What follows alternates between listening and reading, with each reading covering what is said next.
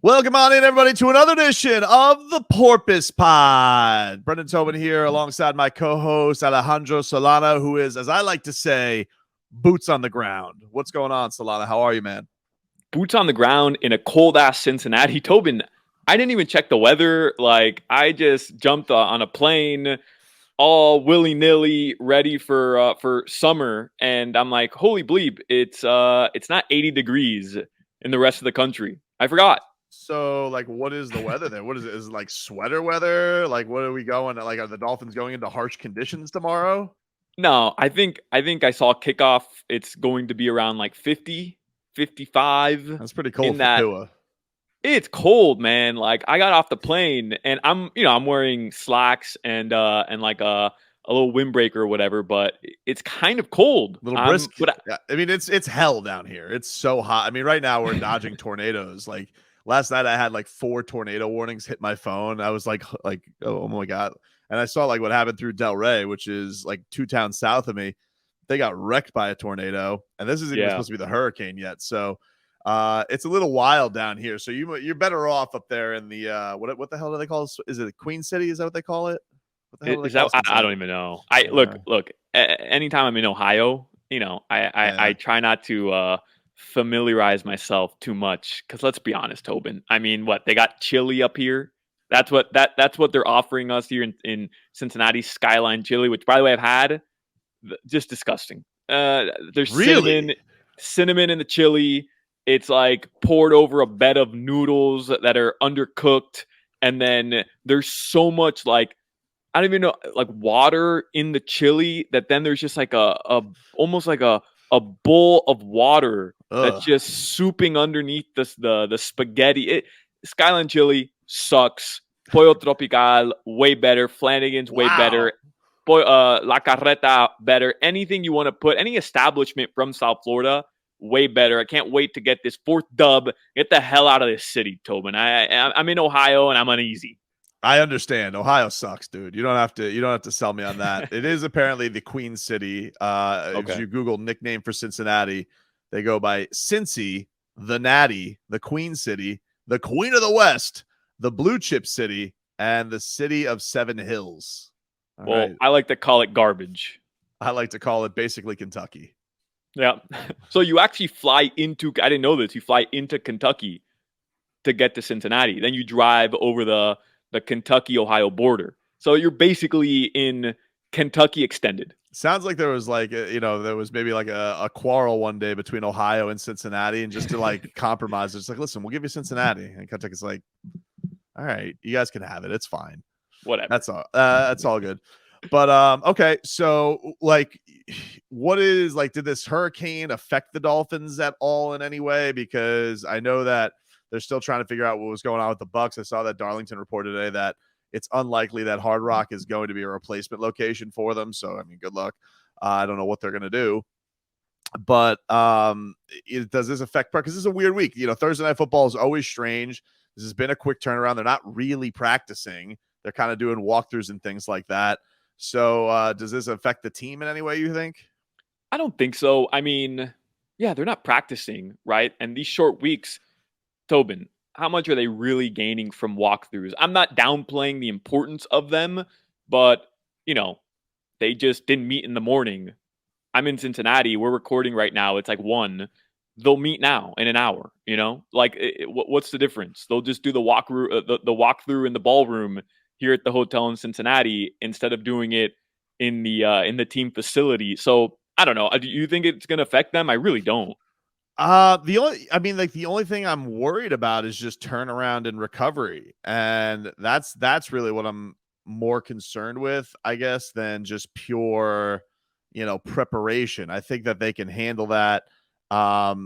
Seeing yesterday's injury report, these are kind of, and McDaniel explained this, these are kind of, I don't know what the right term for it is. I guess predictors of what it would have been if they really practiced. And so Tua, for example, would have been limited yesterday in practice. Right. Teron Armstead wouldn't have participated, but he didn't participate last week. And I think that's kind of more the concern I have is like guys like Armstead, guys like Xavier Howard, who have kind of been banged up as it is, and they've had a full week to recover. What is the turnaround? Like, is that enough time for them to turn around and truly get ready and geared up for the game? And then, of course, too, is the biggest question because he seems like he's dealing with a whole hell of a lot of stuff. He's dealing with the back injury. He's dealing with the ankle. Obviously, you have this investigation going into his head with the concussion protocol. But hearing him yesterday, the only thing that he really seemed bothered by was the back, but it's the most severe thing because he says it affects the way that he throws and that it was a pretty hard game for him to get through. So, I kind of threw out there, Solana. I'm curious about your thoughts about this yesterday is as much as I love the sexy matchup between Tua and Joe Burrow because it's the draft showdown. Tua's kind of on this revenge tour. I'd love to stick it right in Ryan Fitzpatrick's face. And by the way, I see him doing his little damage control this week. I'm not buying it. But you're 3-0. You got 2 division wins. So essentially you have tie breaks right now. I don't know if it's the dumbest thing in the world if they just tell Tua, hey, sit this one out. And then we get extra rest going into the Jets game because it's a tough ask as it is already. You just played this grueling game. He clearly was banged up and hurt by it pretty seriously. So some people agree with this. Some people think I'm soft and an idiot for thinking this. I don't know. Where do you land on that? Or the idea if they almost maintenance program Tua? Yeah, I mean, Tobin, come on, man up. What are we doing here? It's the National Football League. I mean, well, it's insane. What they do to their dude. There are so many people. Just the bodies are falling by the wayside every week, and I'm just like, it's an extra game. You got a 3-0 start. Maybe sit my quarterback for 2 weeks until he has to play the Jets. Yeah, I'm of the same mentality as you. I mean, this has been the better than ideal start to the season. You won the first 3 games, and now you're playing the team that barely lost the Super Bowl last year. And if you take away what they've done this year, if I would have told you they go into the season 3-0 and they lose Thursday Night Football because Tua's a little banged up, you would have taken that, right? Like, there's no doubt in my mind every Dolphins fan would have taken that. But I think Tobin, I think he's going to play. Like, I just want to say that. Like, hearing him speak yesterday, I don't think he's going to let them do that because I think that sometimes you get these things with players. I think they want to beat narratives, and I think Tua definitely wants to kill the durability thing, just like he wants to kill the arm thing. Like, he wants to, kind of burn it all to the ground and shut everybody up this year. I'm just saying, if I'm just saying a responsible outsider, just saying, that little voice in the back, what if we just sit him for a week and it's responsible and then he's way better for the rest of the season? And it's probably like I get shouted down in a meeting room, like, man up, Buttercup. So here's why I agree with you. I do think he's going to play because he finished the game against Buffalo. And I think he already shut down the durability thing. If you're still questioning Tua's durability after his back was probably jello in that hit and he comes back and he hits a 3rd and 22 to Jalen Waddle, which sets up the game-winning drive, you're out of your bleeping mind. Like, you don't know football if you're questioning durability and Tua Tagovailoa to this day. But, Tobin, here's the nickname I've gotten for myself. I had surgery. We've talked about it. I was on crutches. Yep. And here's the nickname that I've gotten here amongst the Dolphins, media conglomerate that I travel with. One Stitch. That's what they're calling me. Kim Bokamper coined me as One Stitch. I have Nat Moore going around here. I'm in the elevator with them. Hey, it's One Stitch. Look at that. Wow. There's just hazing going on. Even in they just miss hazing so much. They bullied me into not bringing my crutches on this trip because I am just rattled at being called One Stitch. Bo Camper said, Solana, when I played, I was 10 years older than you. I tore my meniscus. I chopped it off. I played 48 hours later. You're 3 weeks post-op and you're traveling with a crutch. And I'm pretty sure Bo Camper could do surgery by himself if he needed to. Just throw a little rubbing alcohol on it. He's good to go. Yeah. So just to give you a little mindset of how these guys think, he's playing tomorrow. Like, we're out of our mind. The only thing that does concern me, to your point, I had the quote written down here. He was asked which injury is more problematic. I'm reading from the Herald, and he said it's more the back, like you mentioned. And then he said it affects everything, having to twist, hand the ball off, having to toss the ball, having to throw the ball as well, obviously. So that is a little concerning. I'm with you. Like, if Tua wakes up tomorrow And he's just saying, guys, there's no way. I'm doing everything I can, but there's no way I'm going to go and further aggravate this injury, which could then affect you against teams you have to beat. The Jets, the Vikings, right? Like those are the teams you have to beat, especially that little stretch at home when you have Houston, you have Cleveland, Sunday Night Football against the Steelers. All eyes will be on you. I would rather Tua be healthy for those games and not, further jeopardize the future of this run that they're on right now by playing tomorrow on a short week. But I just don't. I think they don't have it in them. Yeah, no, he's I gonna don't. play. Dude, like, look, I know you guys have beef, but even with my guy Leroy, like, he has just gotten his thumb bone fusion from a football injury because his thumbs literally don't work from playing football. And his mentality was, I think I'm going to get them both done. I'm like, you can't not have thumbs. He goes, yeah, but it would cut the recovery time in half. I'm like, no, you're not. Like, I had to shout him down for that because that's just the mentality. But like, it's crazy. You see, like, Jameis Winston's playing with a broken back. Justin Herbert with his pretty hair, he's out there. Like, is he going to get a rib injection? Like, they go through crazy things to go play this game. Teron Armstead's playing with basically one good foot right now. And I do think that it's barbaric. It's barbaric. It is. And we love it so much. It's, I mean, like, because if he plays tomorrow, I'm going to be like, oh, so good. Him versus Burro. I can't wait for this matchup.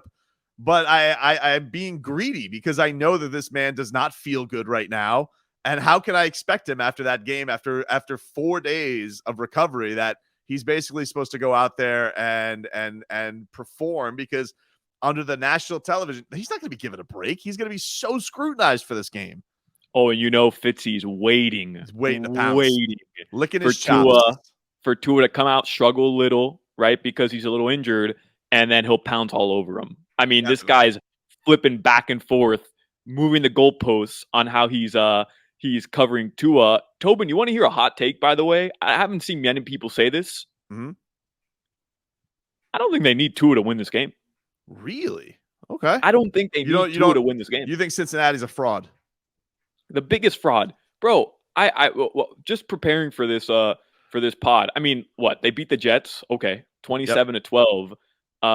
Burrow looked fine, but it's the Jets. Like, he got outplayed by Cooper Rush 2 weeks ago. Like, are we forgetting about that? They lost to the Steelers, who lost to the Patriots. Like, the Bengals, I'm not saying they're trash. I'm not saying they're frauds this year.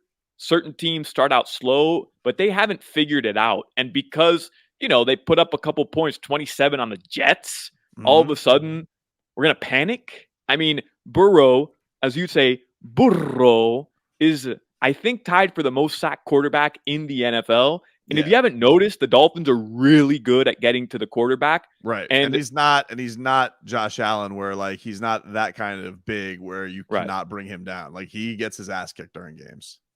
I do feel comfortable. I'm not saying I don't want Tua to play. We both agree. We want him to play selfishly. And we both think he's going to play because that's the way these guys are built. Mm-hmm. But you're telling me that Dolphins can't go in on Thursday Night Football, dominate a game with their defense, and beat this Bengals team with Teddy Bridgewater being a game manager. Right. And well, I was going to ask you about that. Here's the thing, though. We'll get to it because I do want to finish on the Burrow thing. But the thing that I think you're right about with him is, he is definitely he is a guy who gets sacked a lot. He's also a guy like Tua who likes to extend plays, so he leaves himself susceptible to that. But I think where him and Tua kind of differ is, this guy is not exactly a caretaker of the football. Like, he can be prone to those picks of trying to make things happen too. Like, and I think for that, you have a ball hawking defense, a defense that gets after the quarterback, and an offensive line that was supposedly revamped, but seems like the struggles have continued. Yeah, they have absolutely dynamic weapons. I mean, as dynamic in the league. You probably put them and the Dolphins. You're talking about some of the best two receiving cores maybe in the league together coming up on Thursday night. But I think that they have definitely shown some vulnerabilities that the Dolphins can take advantage of. Yeah, and I mean, I don't think anybody is afraid of their weapons. I mean, like, obviously Jamar Chase is a stud. Boyd had a really good game against the Jets. He had 4 receptions, 105 yards, and then Higgins kind of had his best game of the season, 5 receptions, 93 yards. Like, they're good, those weapons, but no, they're great. I mean, they're great weapons. I know. as much as I'll take a dump on anybody, but those weapons are insanely good. They're insane, dude. Right, but That is a fleet. Now, I will say the argument for the Dolphins, like the Dolphins are just like pure speed. It's just like it's so unbearable to cover. We have seen this now 3 straight weeks where you're not going to get these guys held down for an entire game. It's impossible. Yeah. I'm just riding this high where like Kader Kahu's playing out of his mind. Xavier Howard is Xavier Howard, and he's going to be able to neutralize Jamar Chase. And then, Nick Needham will do the Nick Needham thing where he'll play a really good to above, great game. I was going to say above average, like just an above average great game. Like I'm just riding this high where I'm unable to I guess approach this rationally because man, like we just beat the Bills. You know what I mean, Tobin? Like I guess I'm being blind. Thursday Night Football. I'm just not afraid of Cincinnati. And again, I could eat my words. Cincy can come out, have the best game of their season, and this could be one of those games that turns their season around. And the Dolphins are banged up, and it is what it is, right? You're on the road. You're really not supposed to win this game, but you're not. But I'm not doing the Bills fan thing. I'm not going to make excuses before the game starts. I just think that what the Dolphins have bought themselves, if they wanted to, is if there was with there being an extra game now in the season, and this being the one on short rest, and you took care of your business the first 3 weeks. If they wanted to do that, I would understand. You rarely get these NBA like opportunities where you're like, man, maybe we should just, almost take a break on this one. Now, I think that with all we have said about this mentality of the sport, it ain't going to happen. But I do wonder. Now, if it did happen, let's say it did happen, or let's just even say Tua can't go. Like he wakes up, the back's locked up tomorrow. You mentioned Teddy Bridgewater.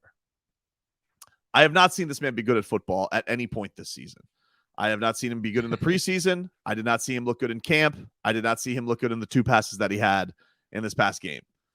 I have seen Skylar Thompson look really, really good. And there's no film on him. And I feel like if Tua was not to play, I feel like they should start Skylar Thompson. If they were to go into this, and I know that sounds crazy. It's a primetime game. He has never taken a real NFL snap. But I don't think Teddy Bridgewater is any good anymore, dude. And I think that I know that's tough to hear because he's loved down here locally. He's a great dude. He's out there in the community. That's all great. But I haven't seen him look a single snap good at quarterback so far, either in practice. And I was at a lot of training camps this year. I did not see him look good in the preseason.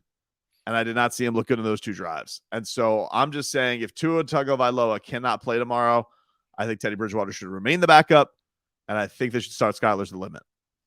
Listen, Tobin, nobody has been on the Skylar train longer than I have. First of all, I'll start there. So I love that you bring this up. And second of all, if there was a coach that had, as Tyreek Hill would say, the cojones to do something like this, start a quarterback when you have a proven backup in the NFL, regardless of how that one series looked, because let's be real, that was a bad spot for Teddy Bridgewater to come in. So, in fairness, that's what he's there for. Like he is true. I know, but that's what Teddy Bridgewater is there for. And I just don't know, dude. I just don't think that Teddy just looks washed to me. Like I think that's just what it is. Like he's a guy who's been through a lot of injuries in his career, and I don't know. I just haven't seen a guy look very good at football this year. I'm with you though, but 99 coaches out of 100 would do what? They'd play it safe. Definitely. They'd start the proven backup, and they'd go into Thursday Night Football again if Tua can't go with the guy who has NFL snaps and has shown you throughout the course of his career he can win you this type of game. I'm not saying he always will, but he can win you this type of game when the other option is, like you mentioned, a guy who put together a nice highlight reel in the preseason. So good, though. Dude, it was enough to win him a roster spot, though. But Tobin, if there's one guy who has the cojones to do it, big old wheelbarrow, and not tell anybody until 8:15 tomorrow, it's our guy McCochin. I'm with you, man. We'll take a quick break here on the Porpoise Pod. Roll on, give some final thoughts on Thursday night's matchup. Porpoise Pod swims on after this. Porpoise Pod swimming on here, getting ready for a little Thursday night football. Dolphins and Bengals. We will bring you a recap episode tomorrow. I will probably be flying solo on that because Solana will be in the air. He'll be on that Dolphins bird on his way home. hopefully flying in safe because the weather is crazy out there for all the South Floridians. If you're not in South Florida, if you're one of our National Dolphins listeners, consider yourself lucky because it's wild times down here right now. But as we wind on down, now this is an interesting matchup here, Solana, between Tua Tagovailoa and Joe Burrow, because this guy, he's sitting here and he's like reminiscing a little bit about his the Burro Bowl when he's like out here and he's like, oh, I watched Dolphins versus Bengals. That was basically where I was going to go. Very full of himself. There's Joe Cool. He wears the fur coat, and it's a bit much so far, if I may say. What's up with Burro, by the way? Like, they asked him after they started 0-2 about people criticizing him on social media, and his take was that he's deleted all apps off his phone. Right. Like, the guy that tells you he's deleting his Instagram, just it's a look at me thing, right? Definitely. Hey, Definitely. I'm deleting my Instagram. Just don't log on or delete it. Don't tell us. Just say, I'm not paying attention to that stuff. You could definitely delete an app and still have it active. You don't have to delete your account. And that's a LeBron look at me move. Like LeBron always did the 0 dark 30. And by the way, don't forget, he got caught like an ass cheeks back in the day when you could see other people's likes. Like that would be a feed thing. And there he was, old King James, when he was supposed to be 0 dark 30. He was cheeks dark 30. Like he was there and he was like it. He's like, look, perfect booty. I think the account was perfect booty. Also, it's just hilarious that LeBron James is looking at that. And then I saw a couple days ago, because Thursday Night Football, Bengals are wearing all white. Which, by the way, if we're gonna give them props on anything, the wide receivers, which I tried to to poo them, but their white Bengals helmet is nice. Yeah, it's pretty sick. I do like them. I'm jealous. Yeah. I like the Bengals uniforms in general, but that's a cool idea. Like sometimes people reach on these alternate uniforms. I think those are going to look pretty sick. The Dolphins are wearing all aqua. I'm pretty sure, which is I'm looking forward to. But Burrow was asked about this, right? About the jerseys. Mm-hmm. He's a young guy, Tobin, and his answer was, "We could play in garbage bags. I don't care." And just when did Joe Burrow become Aaron Rodgers? You know what I mean? Like all of a sudden, he's too cool for school guy. He doesn't want to have any fun. He's off social media. He doesn't like uniforms. Like, it's Thursday Night Football, and you have arguably the best jerseys in the NFL, other than the Dolphins throwbacks. Like, give us something, Joe Burrow. Give us something. And Tobin, I'm doing something a little special for you. I'm working behind the scenes here, producing for you behind the scenes. Really? So you've kind of coined this Burro thing, this Joe Burrow thing in Miami, and I've already started peppering Jimmy Cephalo and Joe Rose, very nonchalantly, just doing the guys, big matchup, Tua and Joe Burrow. And I am praying I do it enough where it'll slip out. It'll slip out on the broadcast at least it'll once. Subconsciously leak through. I don't think that's going to work with Joe and Jimmy the way it does where you guys do it with Don Bailey. I don't feel like they're going to play the game. I'm just saying. You're doing subliminal. It's like through osmosis. Like you're just hoping enough times it gets through Cephalo's head. He can just like, all right, and there's the pass from Joe Burrow. Joe Rose. His room is literally next to me, and there's like one of these connector doors. It's locked on the other side, but I will all night just be whispering, Joe Burrow, Joe Burrow all night. And I'm telling you, if we get a Burro tomorrow, you are welcome. You are welcome. You have to send me that immediately, and I need to just listen to that over and over and over again. I would love that. But yeah, man. Like, look, as much as I'm talking with the, I'd get if the Dolphins are extra cautious with Tua. God, I love this matchup. Like the idea of this is juicy. It is national TV. It writes itself the next day because, look, if Tua does get this win and the Dolphins do get this win, he's always going to be a storyline. I see a lot of these power rankings that came out this week from the pundits, and nobody wants to put the Dolphins above the Bills. A lot of cowards out there, except RG3. Shout out to him. RG3's got the guts. He's out. He's saying they're the best team in the NFL. Yeah, but everybody else is like, oh, they're buying. They bought into the Bills belly aching, which. I mean, I must have missed the memo where the Bills got to have the benefit of the doubt. I mean, that's kind of crazy, right? Like everybody's sitting here and we're just buying the Bills BS. Where are their championships? This is not Patrick Mahomes. It is wild, right? Where they kind of crowned themselves, we talked about it, champions, and the entire media is just running with, well, they're the Bills. They'll be fine. And it's like, hey, hold on a second. Like, what have they done? What, they've made the playoffs a couple years? Yeah, sorry they have to go through Patrick Mahomes. That's the way it works. At least the Bengals beat Patrick Mahomes in the playoffs. They got over that hump. Like, I'm more willing to give the Bengals the benefit of the doubt starting slow. They'll figure things out down the way. And the Bills, who have never been able to get over that hump. It's weird to me, dude. I don't understand where that comes from. Where they're just allowed to go and get the benefit of the doubt, but we've seen a ton of it. That's definitely been the case going forward with this. This is one thing that is interesting for the standpoint of, we did see a game this past week where the Dolphins defense played a lot of snaps. So how important do you think it is that this be the game really where the running game breaks out a little bit and controls the ball a little bit more? Because, this Dolphins defense so far has definitely showed themselves to be great at getting pressure, great at coming up with the key turnover. But they are a little bit bend, don't break. They will let drives go long. And so how important do you think it is that the Dolphins go about this and get maybe a more impressive game from Mostert or Edmonds or somebody, just to keep these drives going a little bit?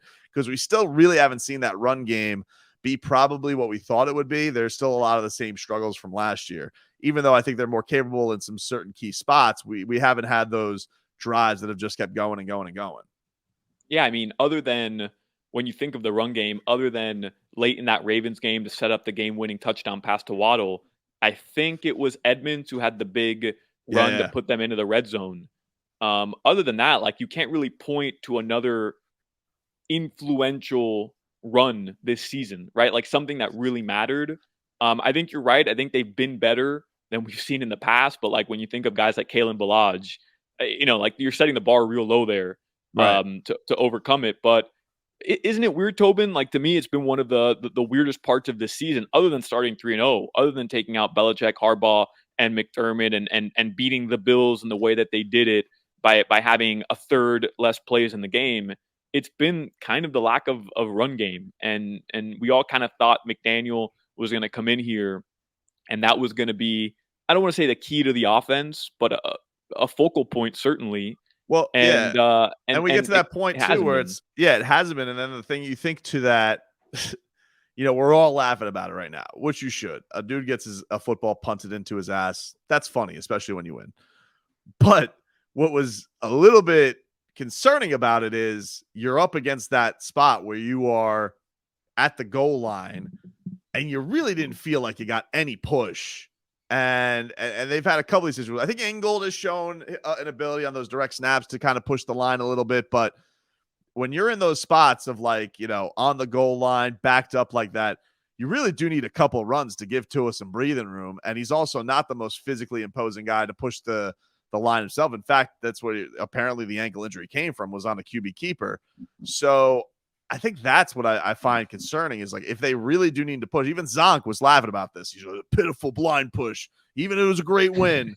And, I think people will look at that and say, oh, enough, just give the ball to Waddle and Tyreek. But I do find it a little concerning that we're in this spot now where if the Dolphins truly need a couple of yards, do you feel good? I feel better almost at the Dolphins in 3rd and 22 than I do at 3rd and 2.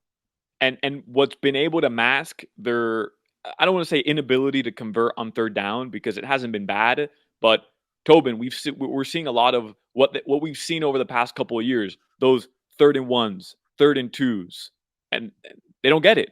And what's been masking that issue is that the Dolphins on 1st and 10 had been one of the more efficient offenses, not only being able to pick up the first 7 or 8 yards, but even I saw I should have written it down, a chart where the Dolphins are at the top of the league in converting on 1st and 10, converting a first down, which is insane. Like, that's something we've never seen before. The same way we've never seen them convert 3rd and longs. It just didn't happen. You'd run a draw play with Adam Gase. So it's a lot of new optics we're seeing here with this offense, where it's almost hard to fathom that it's a Miami Dolphins offense that's converting these plays. But I'm with you, man. Like, to me, it's less about the yardage at the end of the game, and it's more about key runs in certain situations of the game. it's 3rd and 2. You have to be able to extend those drives. You just have to, because if not, you're killing your defense. You saw it in the second half against the Patriots. I know that was 3 games ago, but there were a lot of situations where the Dolphins, if they were able to just get those extra 2-3 yards, it would have set them up, or set their defense, let their defense rest, and keep those drives going. Yeah, because the Dolphins defense isn't going to change its identity. They are going to be who they are. They are going to be, I think, a team that does let drives go a little bit longer because they do like to take those home run cuts. They do like to send blitzes, and any decent quarterback, and they faced a lot of them early on between Lamar, Josh, and now Boothrow, is going to, can take advantage of those blitzes at certain times. And I think that keeps those drives going and keeps them out there. Now, the conditions won't be as hellacious, certainly, with playing in 50-degree football weather or 45-degree weather, but it is a quick turnaround, and so you don't, and we're in week 4, so you don't want to keep going to this situation where it's like, by the time we get to the second half of the season, these guys are completely toast.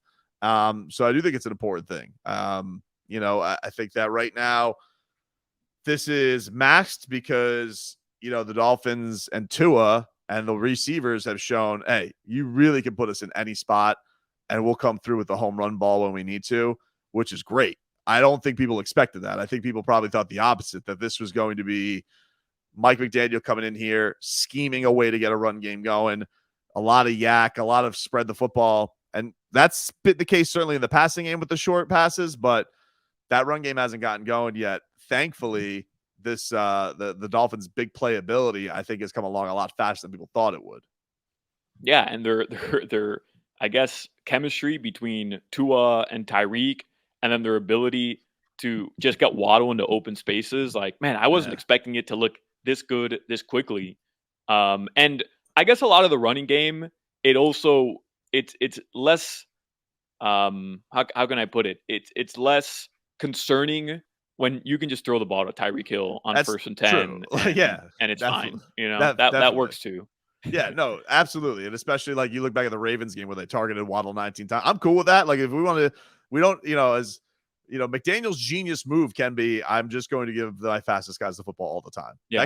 I'm cool with that. I do think that this is something that may have to get established. By the way, before we get out of here, did you see Mike McDaniel, or did you hear Mike McDaniel say in his press conference how Tua just called him up out of the blue at 10:45 at night? Adorable, and he's just like, I'm just checking on you, and that's what the back end goes. I just want to know how you're doing. What a guy, like this Tua just calling and checking on his coach. That was never. You think he ever tried that with Flores and it just got sent to voicemail? Oh, for sure. Flo saw it was Tua, sent it to voicemail, and would text him, "You good?" ? Like, everything okay?